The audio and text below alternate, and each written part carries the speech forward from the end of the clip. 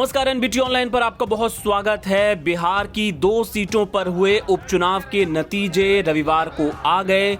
एक seat Gopalganj BJP के खाते में गई, जबकि मोकामा सीट को आरजेडी जीतने में कामयाब रही। अनंत सिंह का किला ढाने में बीजेपी नाकाम रही। लेकिन इस वीडियो में बात होगी गोपालगंज सीट की, जहां से बीजेपी प्रत्याशी कुसुम देवी ने आरजेडी के उम्मीदवार मोहन प्रसाद गुप्ता को हरा दिया।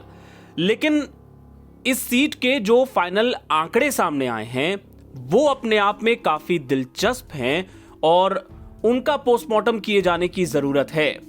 दरअसल बीजेपी उम्मीदवार कुसुम देवी ने महज 1794 वोटों के मामूली अंतर से आरजेडी प्रत्याशी को हराया।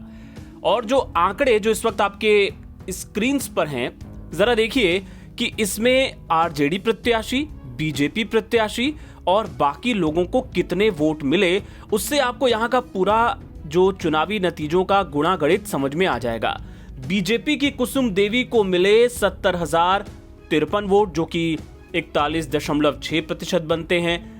इसके अलावा आरजेडी के मोहन प्रसाद गुप्ता को मिले 68,259 वोट, जो कि लगभग 40.53% वोट हैं।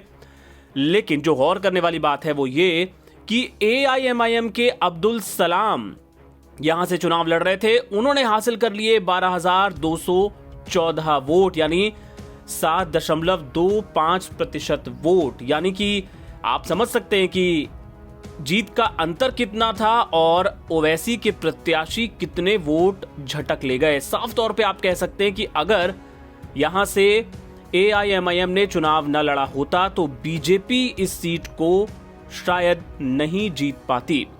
इसके अलावा एक और आंकड़ा इसी टेबल में देखिए कि बीएसपी प्रत्याशी को यहां से कितने वोट मिले हैं, 8,854। लेकिन ये बीएसपी प्रत्याशी था कौन, ये भी देखिए। ये दरअसल लालू प्रसाद यादव के साले साधु यादव की पत्नी इंदिरा यादव थीं, जो कि बीएसपी के टिकट पर गोपालगंज से चुनाव लड़ रही थीं और उन्होंने 5.26% वोट हासिल किए, 8,854। और इस तरह कुसुम देवी जितने वोटों से जीती, ये उसका लगभग 5 गुना ज्यादा है। अगर एआईएमआईएम और बीएसपी यहां से उम्मीदवार ना होते तो यहां से बीजेपी का जीतना मुश्किल हो जाता। अब समझिए कि इसको ओवैसी का बदला क्यों कहा जा रहा है। दरअसल 2020 में जब विधानसभा चुनाव हुए थे, उस समय एआईएमआईएम ने मुस्लिम बहुल जो इलाका है, सीमांचल की जो बेल्ट है, वहां पे पूरे दमखम से चुनाव लड़ा था और यहां से एआईएमआईएम के 5 उम्मीदवार विधायक चुनकर आए थे।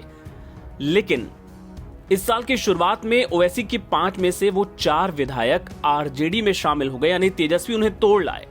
और अब गोपालगंज में जिस तरह ओवैसी ने आरजेडी प्रत्याशी को नुकसान पहुंचाया, उनकी हार सुनिश्चित कर दी, उससे ये कहा जा रहा है, उसे देखते हुए कहा जा रहा है कि ओवैसी ने तेजस्वी से बदला ले लिया।